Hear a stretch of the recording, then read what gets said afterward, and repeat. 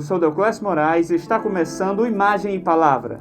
A TV Educação hoje recebe em seu estúdio o professor e escritor Augusto Andrade, que está publicando seu livro de poesias pela editora Raízes, Berço de Essências. Olá, professor, seja muito bem-vindo à nossa TV Educação. É um prazer recebê-lo aqui hoje. Realmente é um prazer muito grande estar aqui para falar da publicação, do meu livro Berço de Essências, meu primeiro livro. Professor, o senhor está publicando o seu livro, mas para começar esse nosso bate-papo, fale um pouco mais sobre você, quem é o escritor, quem é o professor. Eu sou Augusto Andrade, sou limoeirense, sou filho de Climério Augusto de Andrade, Maria Margarida de Andrade, até porque teria que falar o nome dos meus pais, os meus pais que me viram desde cedo gostar de poesia, falar de poesia.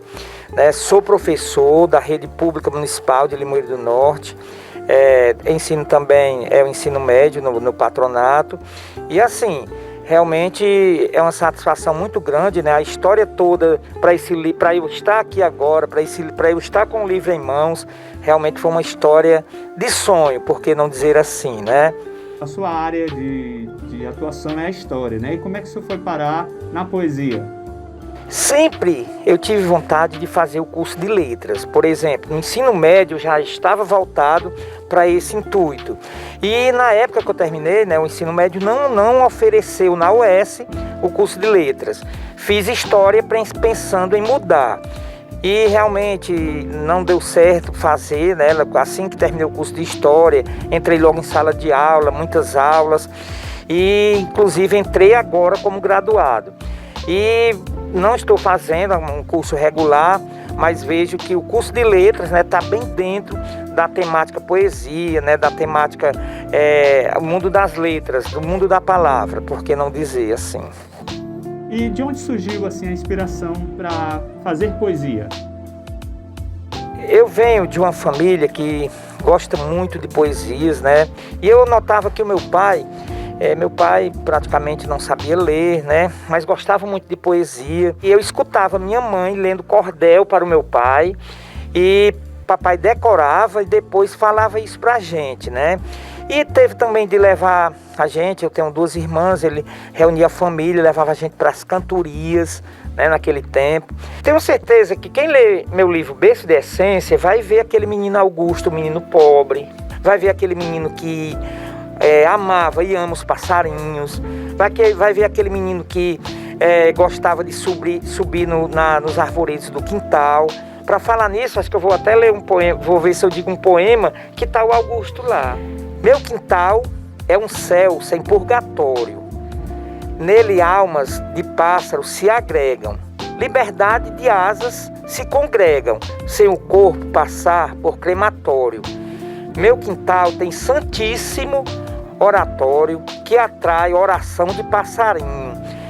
Cada espírito cantando em seu ninho na orquestra celeste do quintal, tendo palco um frondoso vegetal que eu plantei na infância com carinho. Tá o menino Augusto aí, pode ter certeza. Era um menino de zona rural, plantava com meu pai no campo, nas várzeas, e plantava vazantes, vazante depois que o rio passava.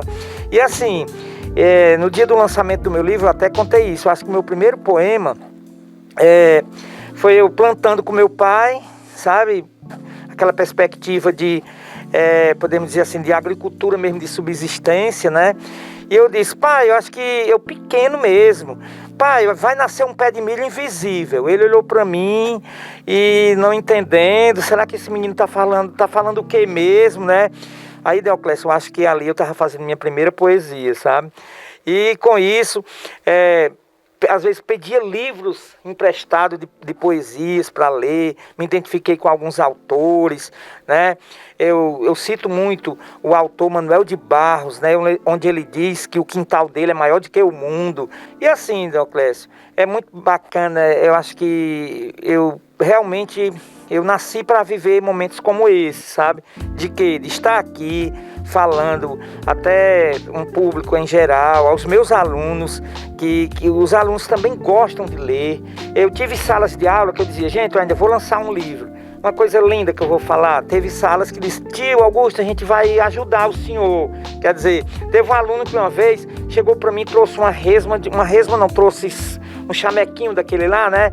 100 folhas, professor, tá aqui para o seu livro. Gente, eu achei aquilo ali uma coisa linda, né? O aluno querendo ver, eu disse, não, mas obrigado. Não, adorei o seu presente e tal. E até muito tempo eu guardei isso lá em casa, sabe?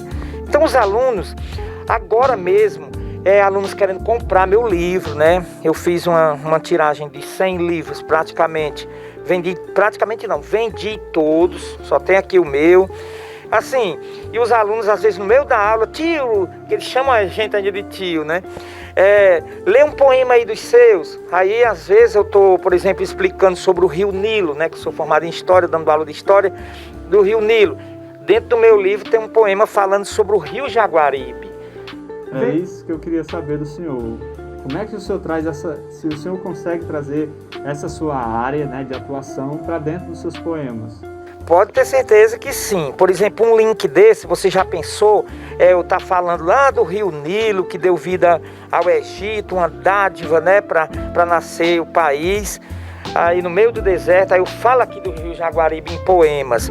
Gente, sinceramente, eu estou sentindo assim, uma recepção linda, eu diria assim, muito, muito oportuna. O aluno pergunta, o aluno chega, a aula se transforma quase assim numa aula de produção de texto. Inclusive, Deoclésio, eu queria salientar o seguinte, isso aqui é o primeiro livro, Berço de Essências. No segundo livro, eu estou pensando em colocar um poema coletivo que eu fiz com os meus alunos, certo?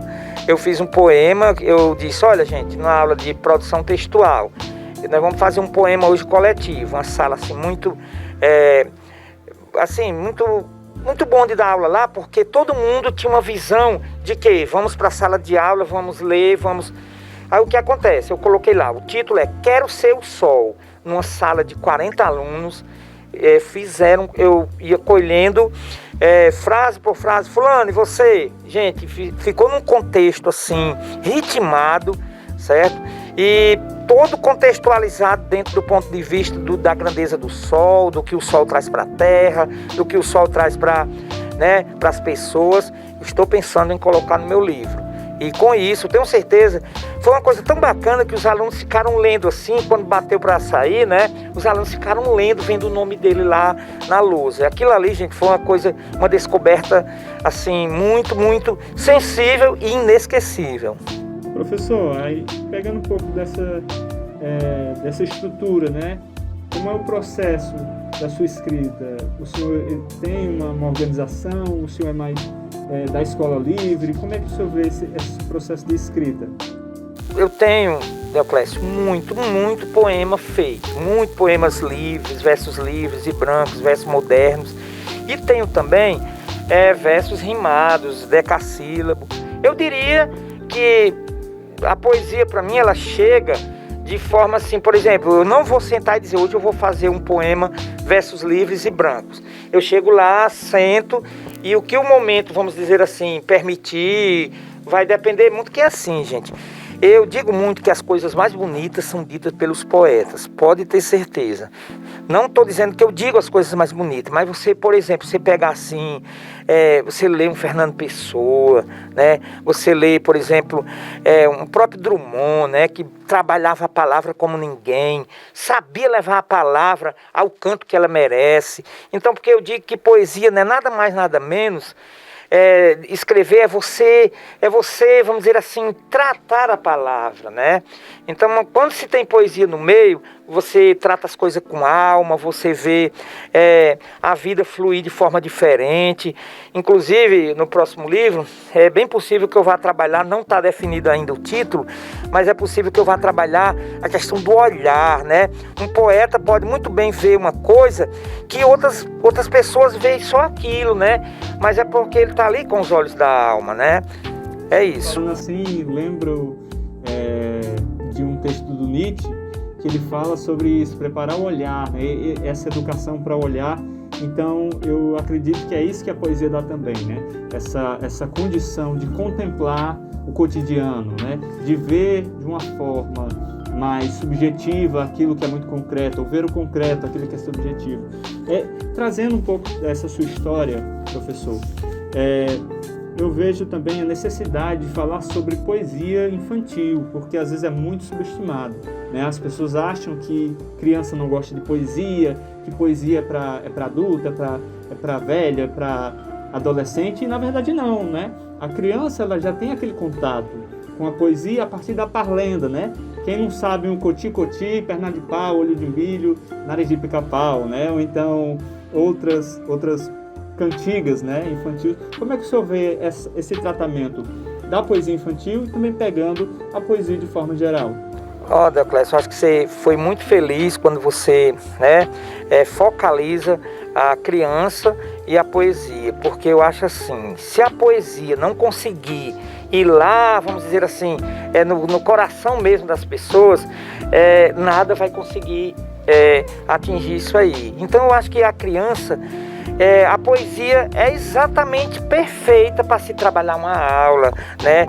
Deixar as crianças fazerem poesias. Por exemplo, eu sempre praticamente, vamos dizer assim, sempre cuidei dos filhos, né, das outras pessoas. E talvez assim, em termos de acompanhar minhas filhas, eu tenho 2 filhas, né, todas 2 já maiores de idade. E assim, uma vez eu peguei um poema da minha filha. Ela estava numa aula de filosofia e veio me mostrando assim os livros. Eu fiquei, isso aqui é um poema.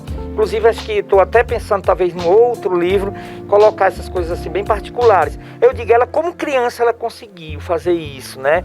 Então, assim, eu acho que as editoras não devem, vamos dizer assim, deixar de lançar essas coisas. Os pais também não podem deixar de incentivar o aluno a mergulhar nesse mundo tão vasto, tão lindo, que eu acho assim, que torna a pessoa até mais humana, né? A pessoa mais leve, por que não dizer. Isso pegando assim uma poesia que retrate mesmo o mundo infantil, eu diria que é uma coisa bacana demais. E trazendo para essa poesia em geral, como é que o senhor vê a receptividade e da cultura em geral? Porque a gente sabe que no nosso país o forte não é a cultura, né? Parece que é sempre deixado de escanteio. Então a gente parece que prepara muito mais as pessoas para o trabalho e menos para a arte, menos para a cultura. Como é que você vê isso enquanto professor e enquanto escritor?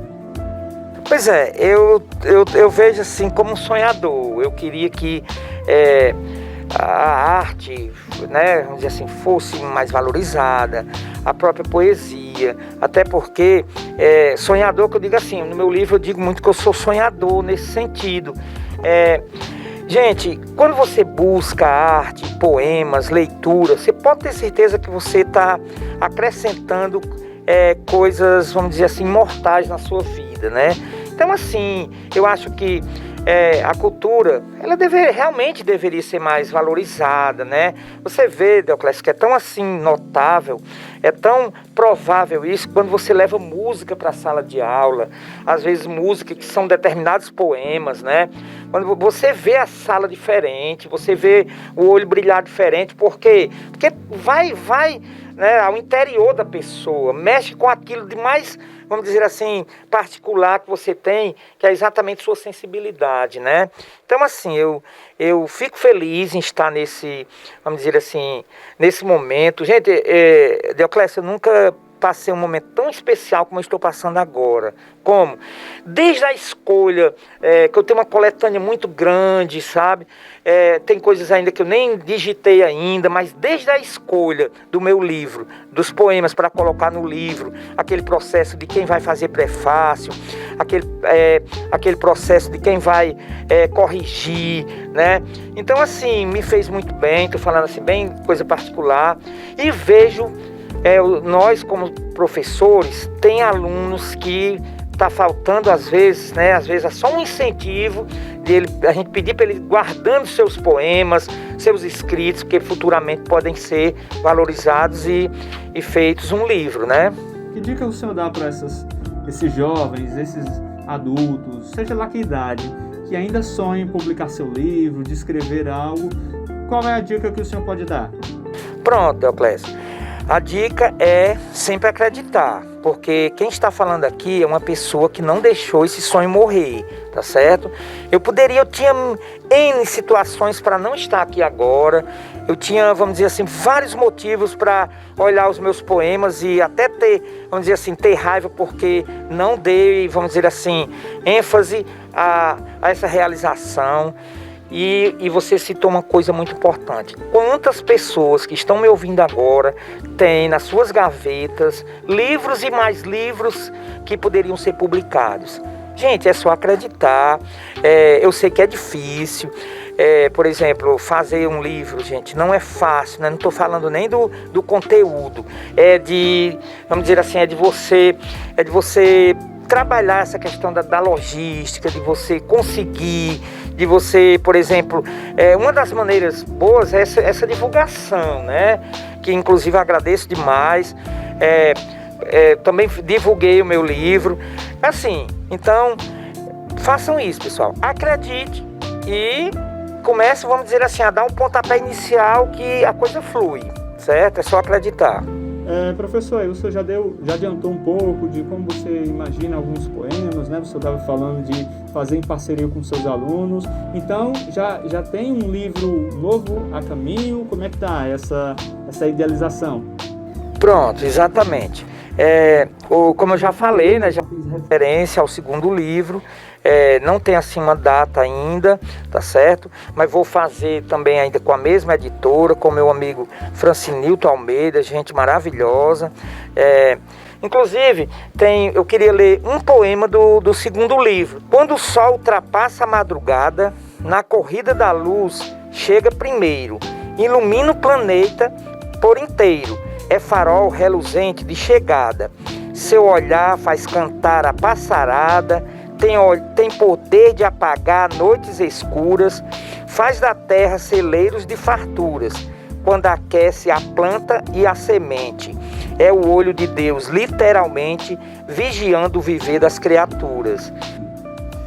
E no caso, professor, o senhor falou que já vendeu praticamente todos os livros, mas se alguém está assistindo agora e se interessou, como é que pode achar? Pois eu deixo, né, o meu contato aqui. Eu não deixei nenhuma livraria, porque realmente quando eu estava para me encaminhar, eu disse, não, realmente não deu, né, para a demanda foi muito grande, o pessoal pedindo. E assim, eu estou pensando em fazer uma segunda edição, posso deixar meu contato ou trabalhar já o segundo. Eu estou vendo aí qual a melhor. Professor, a gente está chegando ao fim, mas eu não poderia deixar de perguntar a seguinte: ser escritor é muito difícil, mas ser professor também. Então eu gostaria que o senhor dissesse como é que foi essa conciliação de professor. O senhor é concursado, né?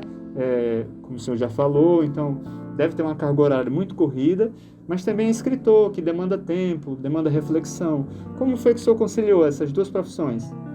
Pois eu acho que muito me ajudou ser professor. E ser professor, eu diria que eu gosto muito do que faço. Tenho certeza, se eu não gostasse da educação, eu já teria saído dela, mas amo dar aula. Claro, passei período de eu dizer assim, ou eu alavanco agora a minha profissão, ou então vou me acabar como professor. Mas não, eu tomei decisões de que para você dar uma aula, essas coisas também valem, né? Essas coisas que eu digo assim, por exemplo, a arte. Você já pensou você levar um vaso antigo, você levar um poema? Então, eu creio que esse meu lado, vamos dizer, de escritor que você me falou, me ajudou a estar em sala de aula. E adoro fazer o que faço, ou seja, ser professor, porque eu acredito na educação. Pegando um pouco dessa sua fala, professor, sobre levar uma música, levar um filme para ensino, aqui na TV Educação a gente tem um vídeo que a gente dedicou a falar sobre o Howard Gardner e as inteligências múltiplas, que é justamente o aluno que às vezes se sente incapaz porque ele não é bom em matemática, mas se tivesse uma aula de dança, ele seria nota 10. Então, às vezes, a nossa mentalidade é muito presa às matérias tradicionais são importantes. A TV Educação reconhece aqui a importância da matemática, do português, mas também da dança, da arte em geral, da literatura, do cinema, que são condições fundamentais, são questões fundamentais para a nossa humanidade, né? Como também, às vezes, o aluno ele é bom em mecânica, ele já faz alguns reparos na bicicleta e isso também mostra a inteligência dele, não é verdade, professor? Olha, eu fico muito feliz, eu vim aqui falar de poesia, estamos falando de uma coisa bem ampla, né? Que é exatamente o que é educação. Quero parabenizar por você ventilar esse assunto, é muito oportuno, bacana isso aí. Olha, é assim, dar aula realmente é difícil, mas quando você descobre, podemos dizer assim, o que o aluno gosta, vamos dizer assim, aquela tendência que ele tem, você, além de ter, eu diria assim, de ter uma contribuição enorme para a vida daquele aluno, porque você pode muito bem marcar para sempre, né, um aluno. Você já pensou você descobrir que o aluno gosta, por exemplo, de poesia e você nutrir essa ideia dele? Quem sabe ali está um grande poeta ali, os pais, né, a família vai ficar a dizer, olha aí meu filho tem esse lado poético. Então essa questão de descoberta depende muito, né, de como a gente olha, né, o olhar das coisas, como você falou. Inclusive, falar do olhar, eu tenho a epígrafe do meu livro, né, do meu segundo livro, vai ser sobre isso, a questão do olhar, logo de quem? De Alberto Caeiro, né, Fernando Pessoa, quando ele diz: o essencial é saber ver sem estar a pensar, saber ver quando se vê, e nem pensar quando se vê, nem ver quando se pensa. Quer dizer, o olhar é muito importante para você descobrir talentos, né? Para você descobrir o que realmente vai trazer uma nova formatação para a sua vida, até para a sua aula, para a sua vida, né? Para o seu momento. Que bom, professor. Dá um fôlego para a gente, né? Que a gente está passando por um período tão conturbado e ver o senhor falando com essa paixão, com essa vontade de trazer também esse contágio, né? Contagiar com arte, né? Os seus alunos, dá um respiro para a gente. E fica aqui registrado novamente o convite que a TV Educação faz para você, artista de qualquer natureza. Se você tiver um projeto que queira divulgar, o espaço aqui está à sua disposição. A gente fica muito feliz. Eu da Quest, estou falando em nome também do Marcondes, é o produtor-geral da TV Educação, da alegria que a gente sente ao trazer essa educação, que a arte também, que é refletida também na arte, né? Para que seja divulgado cada vez mais. Falar nisso, encerrando aqui o nosso bate-papo, que pelo andar a gente poderia falar a manhã inteira, né? Mas fica aqui o convite, se eu querer voltar para falar de outras coisas, para trazer uma aula de história, fica aqui já o convite e também, com certeza, do próximo livro que a gente quer também saber mais. Gostaria que o senhor desse suas considerações finais para o público. Pronto, eu quero parabenizar, né, os organizadores da TV, abraço ao nosso querido Marcondes, a você, Deoclésio, e sinceramente, hoje o meu dia, vamos dizer assim, logo no final da manhã, eu diria que estou maravilhado, porque falamos de coisas interessantes e, eu diria assim, indispensáveis na vida, né? Arte, sonho, poesia, cultura, sabe? E, né, estudo, por que não dizer, conhecimento. Então, assim, gente, quando você faz esse convite aí para quem quer mostrar sua arte, apareça aqui, né? Que com certeza, assim como eu, será bem recebido. E acredito na vida, porque existem momentos como esse. É isso, ficamos por aqui. Você que não é inscrito na TV Educação, inscreva-se. Caso ficou curioso para ler a poesia do professor, aqui está o contato dele. Entre em contato. E é isso, pessoal. Você que apoia a arte regional. Existem muitas vozes bonitas por aqui pela região. Não é verdade, professor? Pelo Limoeiro do Norte, pelos bairros de Limoeiro do Norte, pela região do Vale do Jaguaribe, que precisa ser fomentada. Então, quando você compra um livro de um escritor, você não vai deixar o professor rico, mas vai contemplar a arte e vai fazer com que ela seja cada vez mais divulgada. Obrigado, professor. Foi um prazer recebê-lo aqui. Muito gostoso o nosso papo. E até uma próxima. Pronto, então agradeço mais uma vez e pode ter certeza que assim que tiver projetos novos estarei aqui. Encerramos por aqui, pessoal. Gostaríamos de agradecer em especial a Prefeitura de Limoeiro do Norte, através da Secretaria de Educação de Limoeiro do Norte, na pessoa da Fátima Holanda, que é secretária de Educação, e nos dá todo o equipamento e espaço para a gente fazer esse tipo de trabalho. Realmente é um espaço assim muito acolhedor, tá certo? E fico feliz, até porque quem está iniciando precisa realmente desse espaço. Então, obrigado a todos que fazem, né, a TV Educação.